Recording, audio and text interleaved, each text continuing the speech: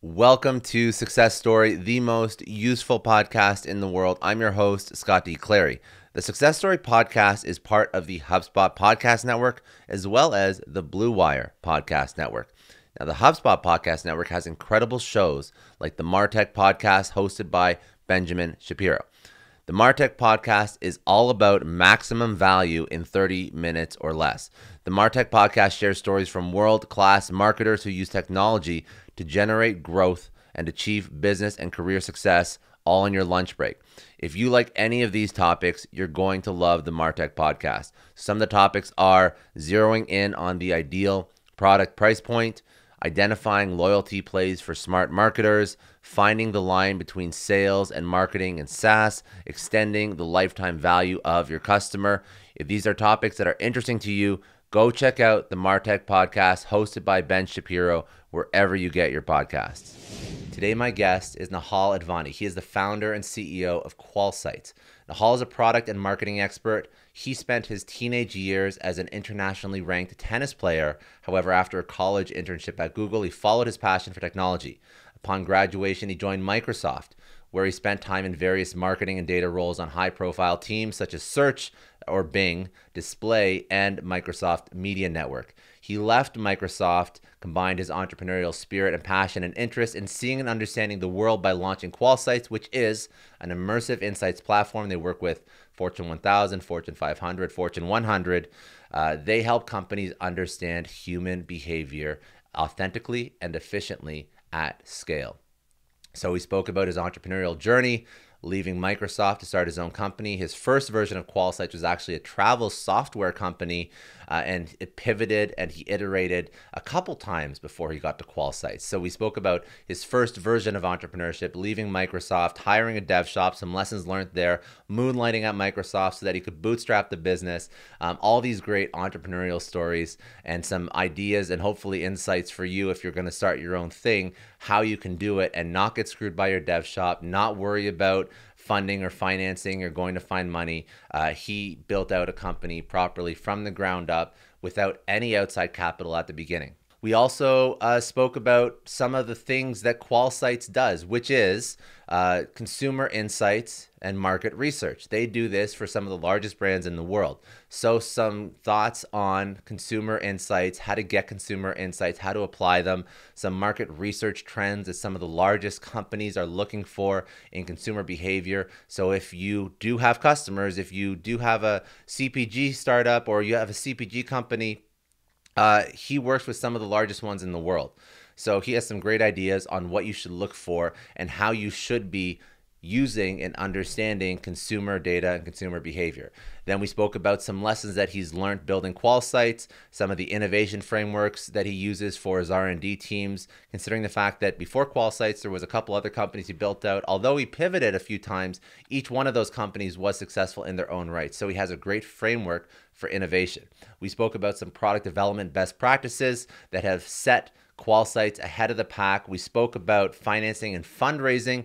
He's only taken on $3.5 million in 10 years. So how did he do that? How did he build his company without much external capital? And then lastly, we spoke about how Qualsights achieved that hockey stick growth. How did they find that product market fit and how did they scale? So let's jump right into it. This is Nihal Advani. He is the founder and CEO of Qualsights.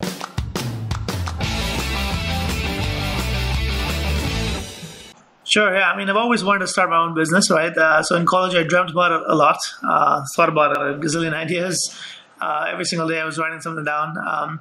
But then I decided I wasn't ready yet, and I went to Microsoft instead. I was an intern at Google, decided to join Microsoft when I graduated, and kind of said I'd kind of learn the ropes, go to a bigger company, kind of get more experience under my belt, and then kind of start my own thing. So 5 years into Microsoft is when I quit, and it's kind of funny because we started off being very different from what we are today. We weren't even called the same thing. We were called Georama, and we were a travel startup. So I quit Microsoft to launch a travel startup, and today, as you know, we're called Qualsights, and we're an insights, a consumer insights, software. So quite a big pivot along the way. In fact, a couple pivots along the way, but yeah. Why? So you're an engineer, right? You were working at Microsoft. No, Oh, you're not. I was Okay. actually on the marketing side. I was always a techie kind of guy, but I was never. I wanted to do a double major in computer science while I was in college, but I was a tennis player, and so I only could choose one. I picked business. Very good. Okay, so you were in very technical companies, but you weren't technical yourself. So you're non-technical co-founder. So what was you mentioned like Qualsights has gone through all these different iterations and all these different versions and whatnot. So what was the first company you started? Why did you go into travel? What was the logic behind that? And how did you feel comfortable jumping ship and going into a company that in an industry you've never worked in before? Yeah, it's quite interesting. I mean, my family's always been a big travel family. We've traveled a lot ever since I was young. We took a couple trips a year, and it was something that was just ingrained in me. I love traveling, even as I grew up by myself and being here. And I just thought, hey, why not combine both my entrepreneurial kind of itch as well as my passion for traveling and kind of build something that didn't exist. And so if you think of, it's honestly, I don't think it still exists right now, but it's hard to make money doing that. Hence, we pivoted. But if you think of travel in the space, you've got TripAdvisor that's fantastic at travel planning. However, it's fantastic at travel planning when you know where you want to go. So it'll tell you a great amount of things on what to do. You've got, of course, all kinds of booking engines and the meta search engines and stuff. And then, of course, you've got these social platforms that help you share your trip. But there was no company, at least then and perhaps even now, that helps you kind of find where to go really well. It's Google. It's your friends. It's, things you've heard. And so there's a lot of this back and forth searching or discussion.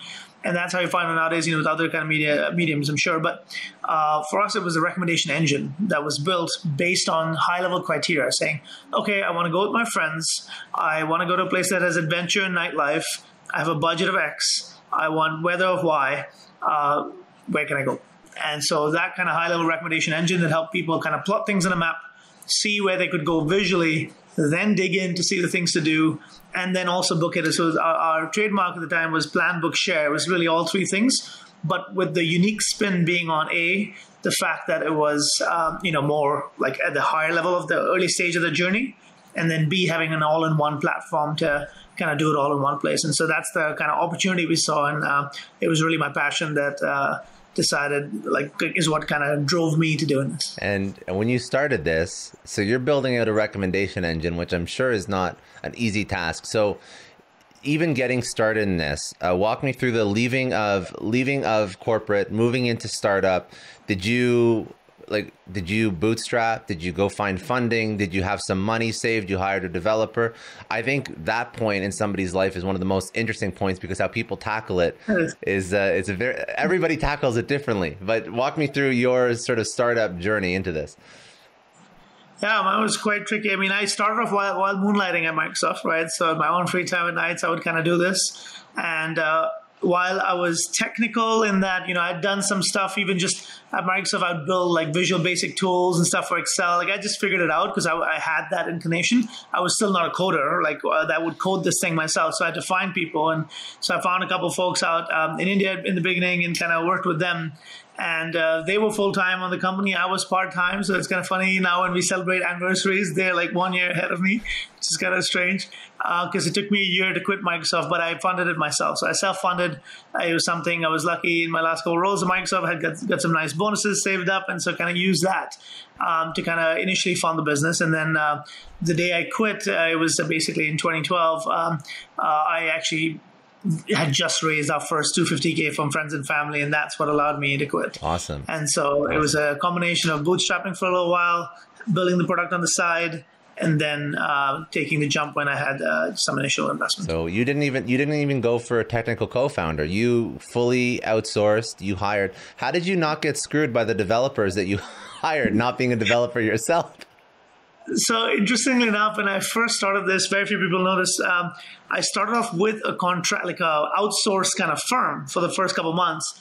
And, I had heard good things about them, and they were good in certain ways, but in other ways they weren't. And so very quickly I started to realize that like this is moving kind of slow. At least I feel it's moving slow. So I hired a guy full-time directly for our company who was in the same city to go and oversee them and see like, hey, are they going to be any good, or do we need to bring this in-house? And fairly quickly he realized and he confirmed like, no, we got to bring this in-house. And so within 3 months, I believe it was, we switched to kind of having a whole in-house operation. It was my people working directly for me with people I trust. And, obviously that's how we kind of avoided any of the challenges that a lot of people face. Sometimes people get lucky and they do well with that kind of model. Other times they have a challenge because as a startup, you're like a tiny kind of fish, right? Yeah. If someone's a dev shop on the other end, they have all of these deals, some of them hopefully big ones for them. But then when a startup comes in with a small kind of idea, they're going to typically put their lowest developers on it and not really pay back as much attention to you because you don't make that much money for them.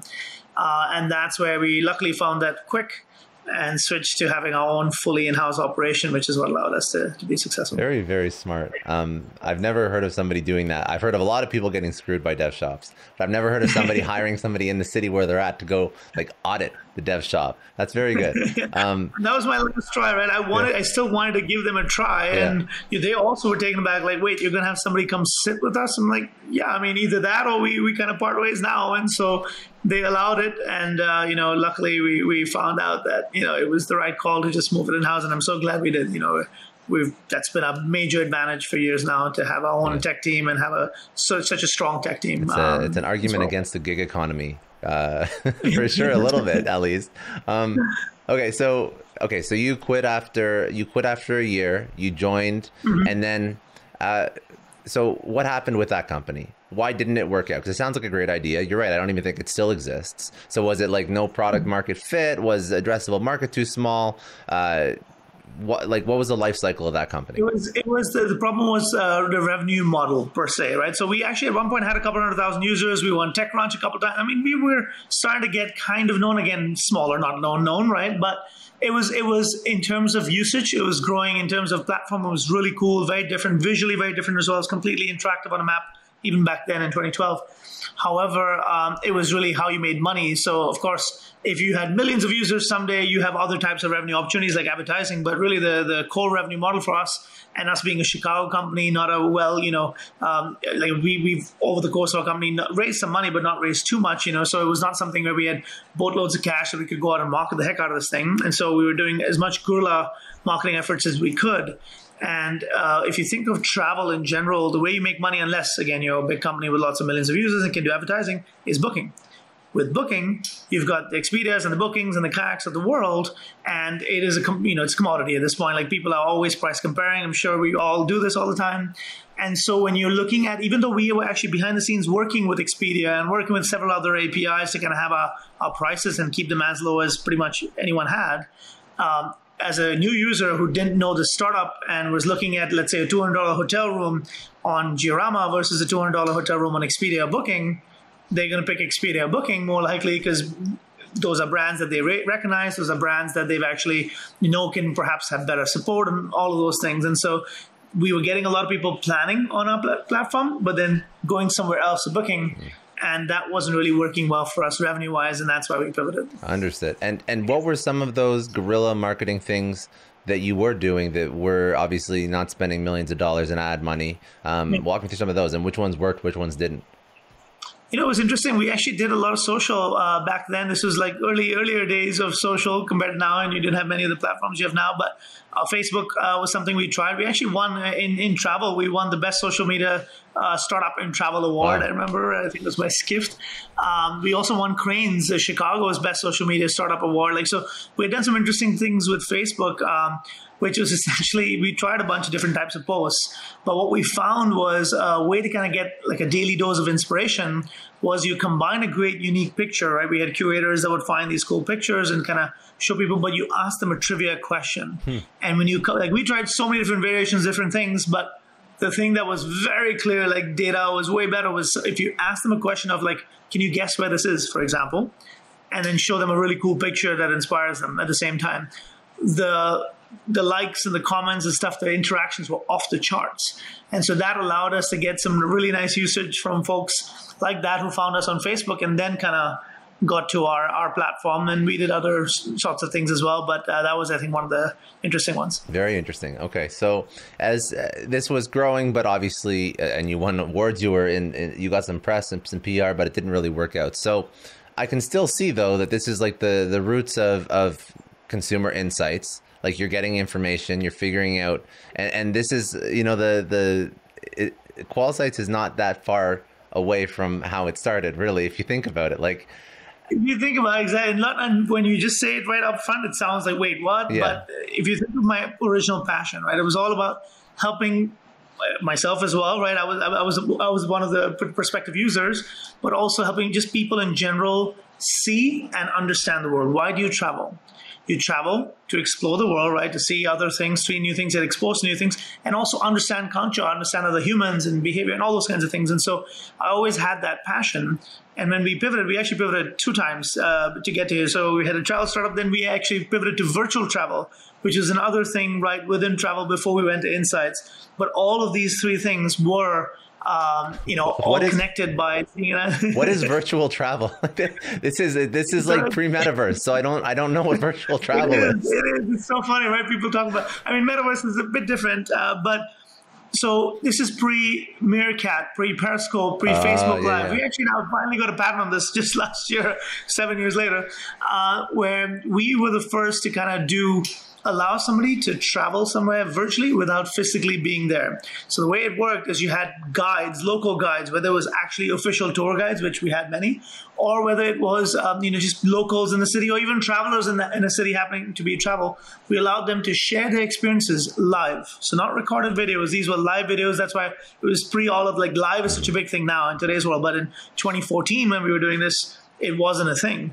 And so we basically allowed people to virtually and remotely not just see what's going on somewhere else through somebody else, but it was all mobile, where somebody was walking around in that city, and you could also kind of tailor your experience by saying, hey, can you turn left and show me this? Or can you kind of show me that? Or whatever it may be, right? So it was a very interactive experience. And it was really unique in that our goal was, when we realized, okay, why it was hard. We realized the whole financial model wouldn't work, and even though we had users and stuff. But then we were like, what are companies in the travel industry that have actually broken out? Kayak was one, a few years before we started they started out at Kayak and Airbnb, like a new way of, searching for stuff. And then with Airbnb, a new inventory source. And we're like, what can we do if we try to stay within travel, but be truly unique? And that's what we came up with. We're like, well, folks like you and me, we're privileged in that we have got to see, quite a bit of the world and etc. But there's so many other folks out there in this world that actually would want to go places but don't get a chance to go, or don't get a chance to go as much, whether it's because of financial reasons or sometimes it's logistical or even physical reasons. And so that was kind of that pivot there. It was super exciting because we were doing something truly incredibly unique. And we did it beyond B2C. We very quickly realized B2C was going to be hard because we had the same challenges of monetization. We had some interesting ideas of monetization. In fact, Amazon, by the way, recently just started a thing that is almost like an exact thing of what we were doing in 2014. It's kind of funny. Amazon Travel. I think they're piloting it. How they pilot different things. We'll see how it does. The point is, we had different ways to kind of tip guides and have private tours and stuff like that.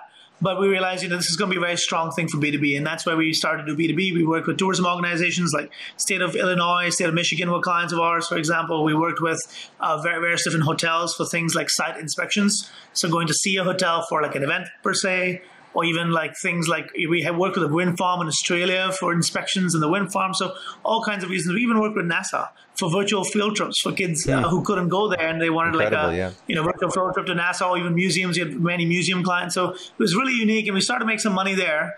But there too, because we had all of these different industries, right? We had tourism, we had government, we had education, we had others that we were like, this is great. There's definitely something here. We've got strong tech, but we haven't really found product market fit or found that one industry that we can really own. We're trying to be jack of all trades, and that's why we made that final pivot to Qualsights. Okay, that makes so, but you pivoted to Qualsights, but you could have why did you not just double down on one industry? Why did you choose to pivot? Even like the brand, like the company name, that's major.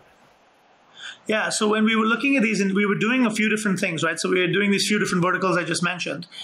This one time, one of our advisors connected us to this other potential investor, and within a day, he gave us, a $25K check because he was like, you know what? I'm a researcher, and I think your technology could be interesting for research, for ethnography, for helping people understand consumer behavior without physically visiting a home. I'm like, oh, that's pretty interesting. So that's how kind of the idea popped into our mind. In 2017, when we realized, like, listen, we were kind of doing this and just like not going the way we wanted to, but I mean, it was not going bad, but it was not going great. We're like, we need to figure it out, and we need to kind of hone in on one vertical. We got into 500 startups out in the Valley. And in that journey, what we did was, like, unlike other startups, we were kind of a little bit later stage going into 500 startups, considering we had a great product and all the stuff, we had some revenue, but we didn't have the right market. And so we used that program single-handedly, focused. We took 7 different verticals, including insights being one of them at the time, to then kind of do some real tests and some real market testing and conversations and a whole bunch of things that they taught us there to determine what market it would be that we would focus on. And insights was thrown into the hat because that one investor at once dropped a check really quickly. We're like, oh, there must be something here. Let's just try it out. And when we did those tests, like we did, for example, email, kind of not email marketing, but like almost like sales email sequencing that's quite common nowadays, but like automated sales emails to kind of see what message is working. And it was a night and day with compared to other industries. Like the insights folks, really, it was resonating. Our message was resonating. We spoke to a whole bunch of industry experts, got some more investors as part of that. Like we just talking to people and they were getting excited about what we're doing. We're like, there's something here, and they've got real money. These CPG companies, for example, and pharma companies have real money. They have a real pain point that we can solve about being able to do research more efficiently, yet doing deep research. And that's how the whole final change came to kind of hone into insights. Okay, so then perfect. So then that brings us up to Qualsights. So like elevator pitch, what does Qualsights actually do for a company? Yeah, so what we are is basically a consumer insights platform that allows them to understand consumer behavior, but in a much more authentic way than before. In that, these brands can see consumers, how they cook or clean or shop or eat while they are doing it. Now, initially when we got into it, we were doing it live because we had built a super strong industrial-grade live video technology.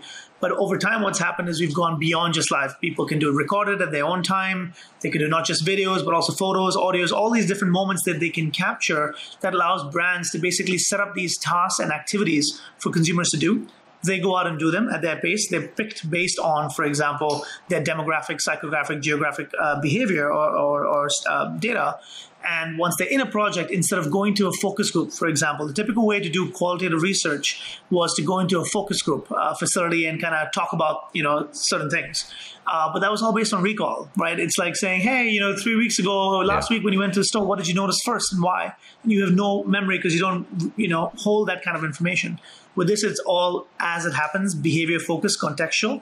And along that ability to capture data more in the moment, it's all about analyzing that data much faster, because that's another challenge with qualitative or unstructured data is how do you analyze that quickly?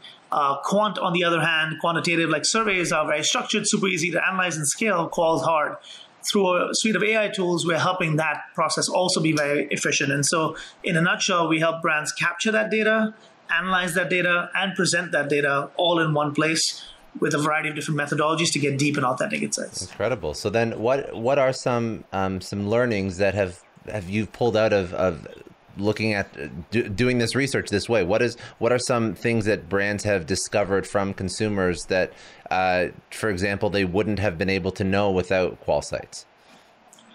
I mean, there's a tremendous amount of things. We work with many Fortune 1000 brands every week, right? Multiple times a week on a variety of different projects. I can't obviously disclose specific details, but of course, yeah. We've helped with things like, new product innovations. We've helped launch new product innovations. I can give you one example, like there was a brand, again, I can't name names, but Fortune, 100 brand that basically had an anti-dandruff product that was looking to kind of they'd kind of built new innovations to kind of focus on heavy versus light sufferers of dandruff, right?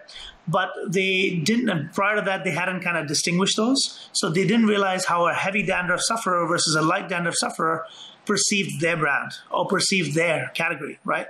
And so using our platform, they were able to kind of get into the minds of consumers by having, again, two groups of consumers, one with light, one with heavy dandruff, and seeing how their flare-ups were different, getting a diary on their day-to-day over 7 days, a variety of different activities around what products they use, how they use them, how often they use them, so on and so forth. And based on that understanding, then launch different messaging to the different groups to try and see what resonated well. And based on that feedback, optimize that messaging and then launch those innovations. So that was an example of how they improve messaging through understanding consumer behavior and perception.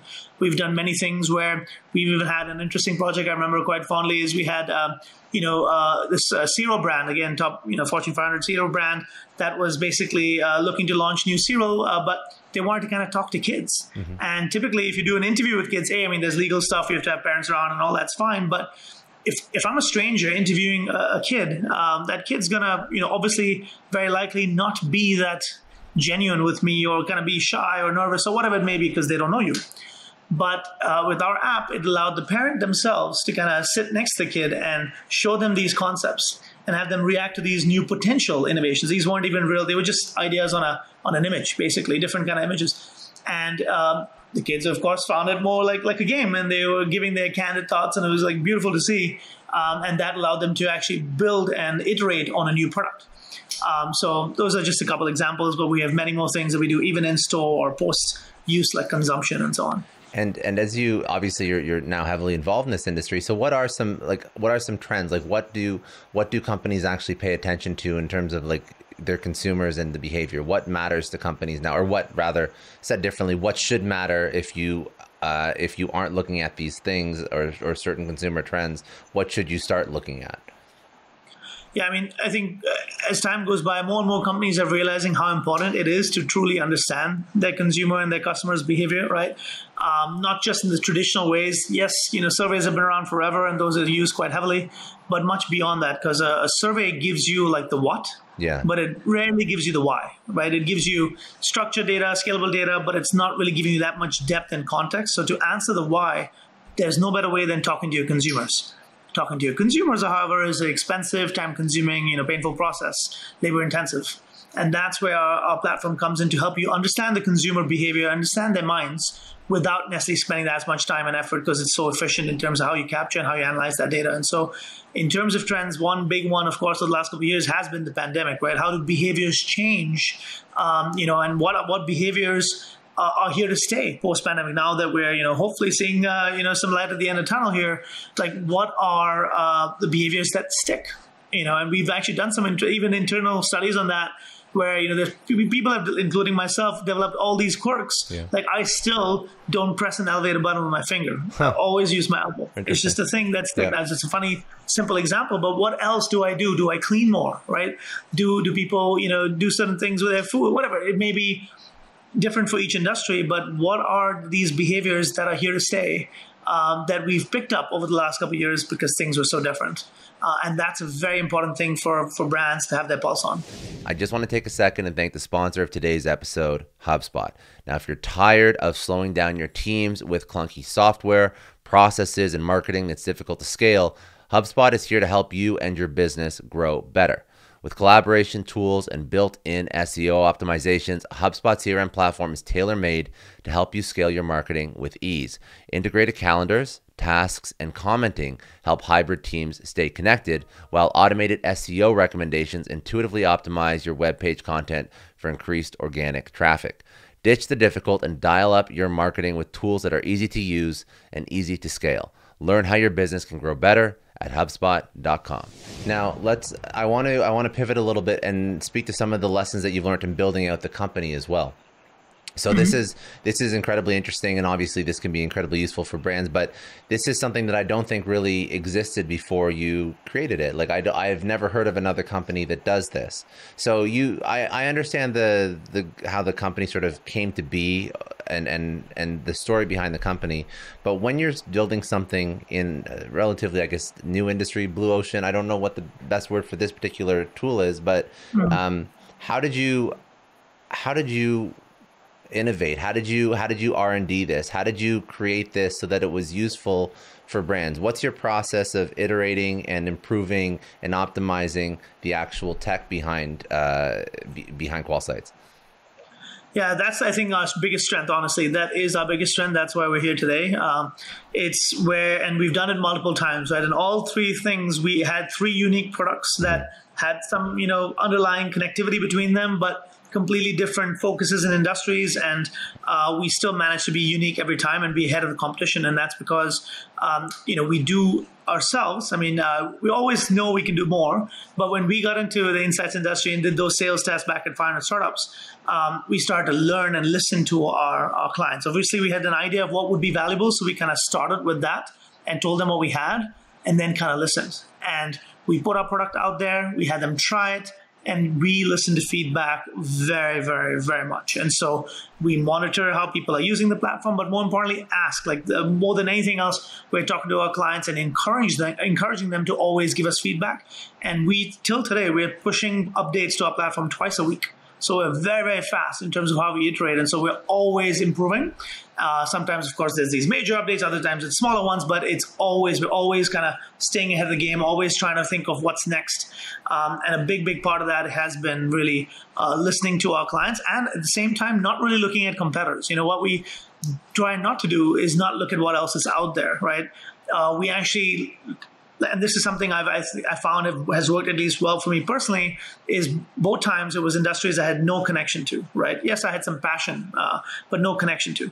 But as I spoke to people, right, and in the case of Qualsights, speaking to customers, I was not a researcher, but I kind of gleaned so much that there's many times in the future people ask me like, oh, you must be a researcher. And I'm like, no, not at all. I'm just a good listener. Mm-hmm. But we listen and kind of take that in, but we don't have the biases. Like if I was a researcher, I think I wouldn't be able to have done this as well, because then I would have kind of been blocked in some ways of, okay, this is what's normal, this is what's possible.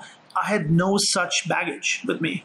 And so therefore I could go into an industry, understand what clients need and build something, because we had a very strong tech team and product is our strength, and then see how it works and then keep building. And then, once we had a certain stage, look at competition, see like, okay, where are we compared to the rest? And we were almost always ahead. And that's really where it was really cool to be able to do that, just purely based on customer feedback and our own kind of ideas. And talk to me about product development. Talk to me about some of the best practices that you've implemented, because obviously product development has been key to your success. And this is something that I think you've sort of shown again and again. But how do you develop this product so that it does serve the needs of your customers? You said feedback loops are obviously important, but some other good product development learnings. Yeah, for us, I mean, we're always, we're listening to customers like we talked about, but B, we are also monitoring how customers use things to then come up with what's next. We're also always trying to figure out how can we do something better, right? Like for example, if you think of AI, over the last few years, 10 years ago, right, if you tried to kind of do what we're doing today, you probably couldn't do it well, at least the other part, A, because, maybe the smartphone penetration wasn't so high, and then B, in terms of the AI piece, that was actually something that AI has kind of progressed so much over the years. And so kind of keeping abreast of the latest technologies, keeping abreast of what we can do kind of to move the needle every single day or every single week is another key part of this, to kind of understand, okay, hey, now that technology is getting better, we can help them take this unstructured data and do this and this and that with it to actually make it much more fast for them to analyze that data. And we've kind of been able to use, piggyback off, for example, a whole bunch of innovations in AI. Let's talk about, for example, NLP has been a big thing. Natural language processing, of course, has continually kind of improved. And you've got the big five, companies kind of working on it. So it's rare that you'll see a young startup that will come out and beat them at the core of AI. So therefore, we didn't go after the core of AI. Instead, we took all of their core AI capabilities, combined them, and added our own flavor and kind of fit in the gaps. And that's what, for example, allowed us to have the best-in-class AI capability without having to spend billions of dollars that we obviously didn't have to build it from scratch. And how do you mentioned one thing that was very interesting as well. So the monitoring of how people actually use the tools that you build out. So how do you monitor them? Is there widgets that you build out, or is it something that you've coded internally that tracks user behavior within the app? How do you actually get that data? Yeah, we have a bunch of ways to track data within the app to see what's most popular use features and what's not. There's always room for improvement even there, but we have kind of done that. There's also ways, for example, on our app that we track. Actually, we have screenshots of how people are using our app. And so we see that, and it's not even screenshots, actually, it's like basically videos. But and of course, any private stuff is kind of taken away, like if they're putting in like an email, for example. But otherwise, it kind of shows the entire flow of using the app. And that allows us actually in two ways. One is if there is a bug, we can check that and say, okay, hey, where did they get stuck? Is this a user error? Is it a bug or something else? If someone complained, let's say someone reached out about like some support question, but it also helps us understand, okay, hey, maybe people are missing this new feature that we have there, or, this can be optimized and so on. So being able to actually see it, even in those kind of ways is quite useful beyond just looking at the data. And then how did you actually, so now you have a great product. How did you actually find that product market fit? How did you close your first customers for Qualsights? How did you scale the company? Was it pure sales and marketing? Did you go raise more money and then you reinvested that? What was that process? Yeah, no, we were very, very scrappy. So 2018 is when we pivoted officially to Qualsights. We changed the name, I think, even like September 2018, but we pivoted to Insights in early 2018. And that first year was honestly all about just getting our name out as much as we could. And we didn't really have much money to do so, but we were like reaching out, using our network and kind of getting a bunch of calls. And we kind of used those calls again to learn, how our products stuck and what else we could do. And in that first year, because we came in with this live video technology, when we would show clients our tech, they would just be blown away. They'd be like, wow, we've never seen anything like it, where people can be like walking around and you can kind of see them and kind of be there without being there. It was like so far ahead, which was a good thing, but also a bad thing. Because most of the time they were very excited. I mean, all the time they were very excited, but most of the time the reaction was, oh, this is amazing, never seen anything like it. Let me think about the right project. And the next time we have the right project, we'll get back to you.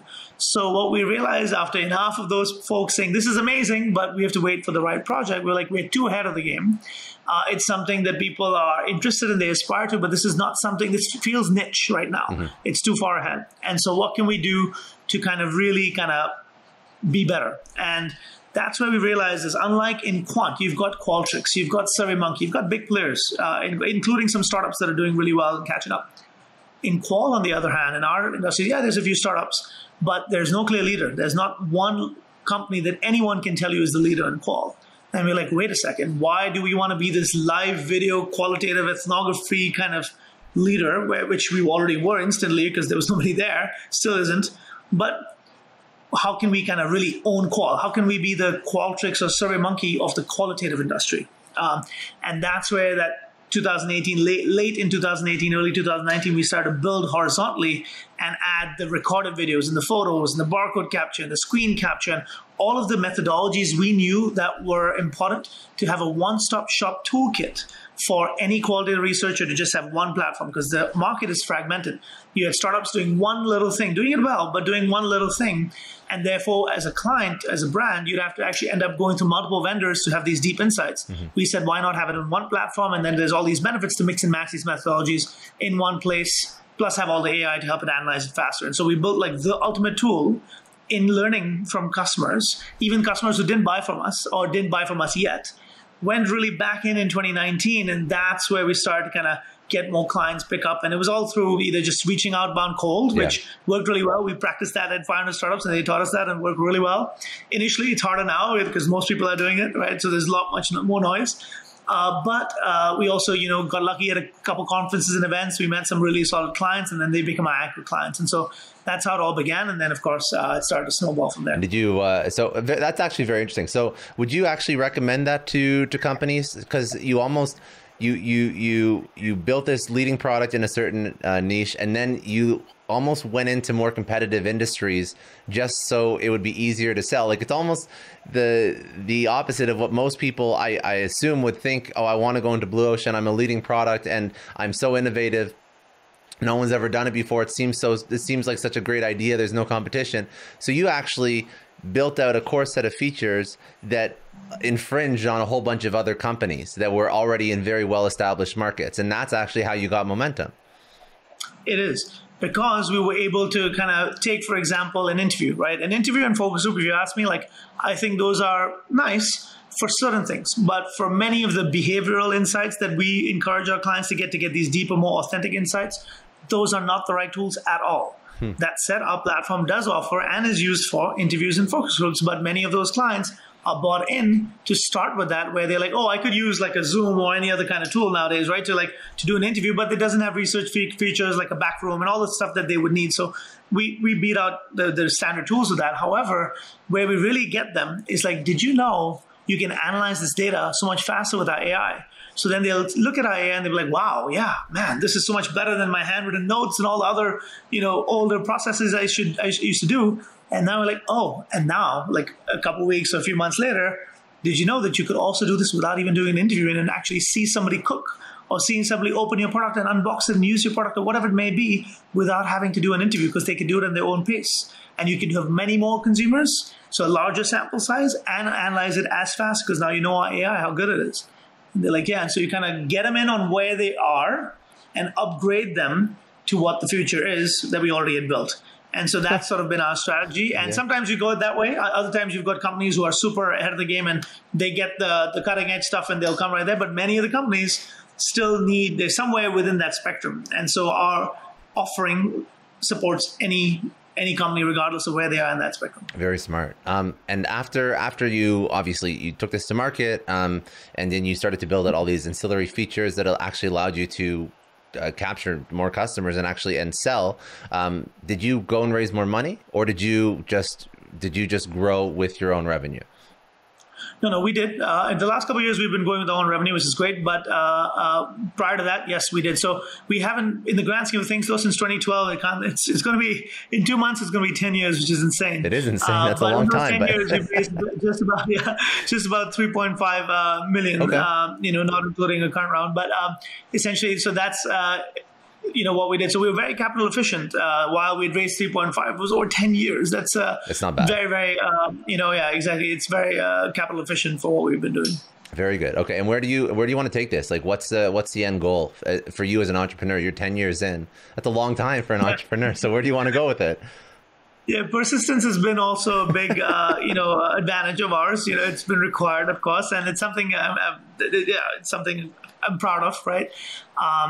But we knew we wouldn't have been this persistent if we didn't know we wanted something. And now finally, the results have shown, we're the fastest growing company in Illinois. We are 282 in the Inc. 5000. And, things are going really well. We've had 20x growth in the last 3 years in terms of revenue.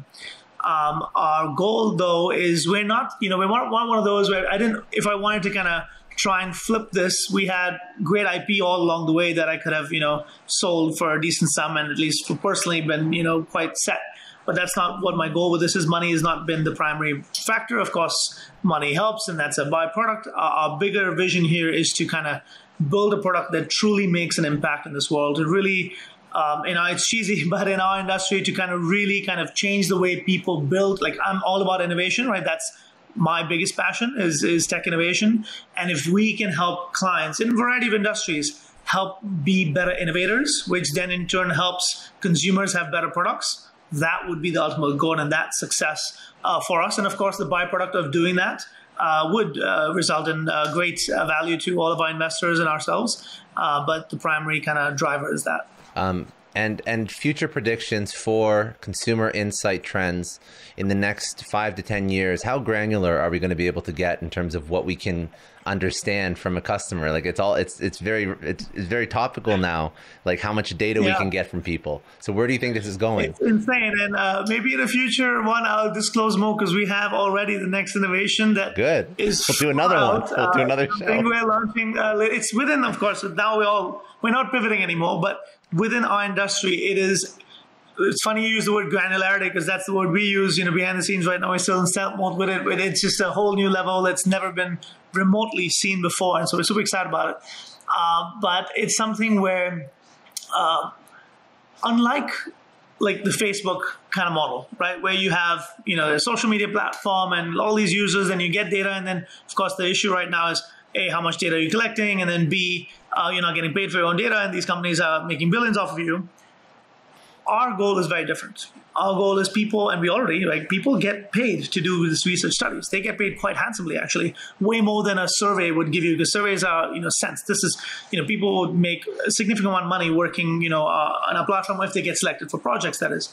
And so helping people make money for their data, but them sharing data that is not private per se. It's like, things that I'm willing to share because it's, how I use certain products, or how I, do a certain activity at home, or how I shop for certain products. So it's just kind of understanding my mind and my behavior in a non-intrusive way and making money as a result. And so therefore, I think there's a capability, without going into technical details, there's some really interesting things that are going to come both from us and I think in the industry as a whole, that take advantage of that and be on the right side of the whole privacy equation, be on the right side of the paying consumers for their data equation, and at the same time bringing value to clients to understand behavior and hence building better products that help everybody who uses those products.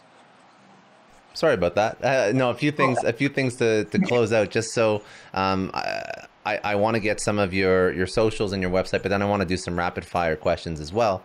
But before we go into that, just some closing thoughts. Anything else that you wanted to bring up about Qualsights, or anything that you've learned from your experience building out and pivoting 3 times and all these different entrepreneurial lessons? Floor is yours. I think the thing I always recommend, young guy, I got a lot of help along the way, right? So much advice, so much help, and it's great, to have that. And I think the thing I personally learned, and I always like to share, is there's like the 3 Ps, is what I call it, of an entrepreneur, of this journey. One is passion, right? So pick something you're passionate about. If you don't, you're not going to survive 10 years. no chance, right?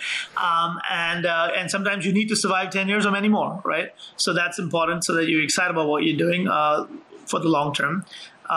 Persistence, right? You're going to have a lot of things in your way, a lot of ups and downs.